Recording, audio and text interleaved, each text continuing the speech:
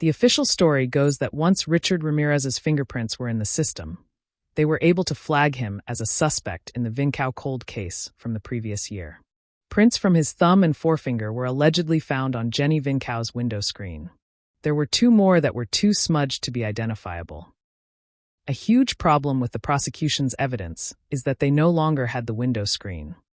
The fingerprint technician, Reynaldo Clara, left it outside and nobody collected it.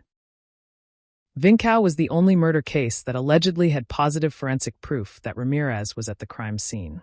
Yet it no longer existed. At the preliminary hearing, the only evidence presented was a tape lift that purported to be Ramirez's right index finger. This meant that the defense were unable to have their own fingerprint expert examine the source. Essentially, this means there was no primary evidence. Daniel Hernandez had no choice but to draw the window screen and ask the fingerprint technician to point to where he found prints. The display fell on him, and he was ridiculed by a biased media when it was the prosecution's fault. In 1988, the defense filed a motion to sanction the prosecutor for failure to preserve evidence. Losing the screen prevented Ramirez's attorneys from exploring 3 avenues of investigation. 1.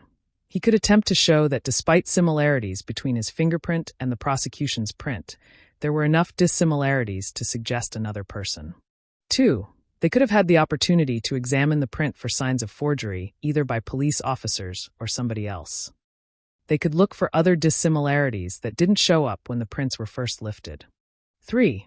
They could have shown that his prints were never lifted from the screen, but from something else. The motion contains a typing error.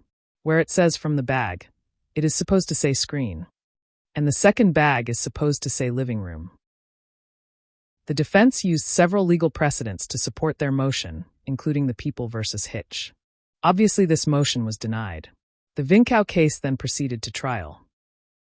On documentaries, the defense were criticized for delaying the trial with pointless motions.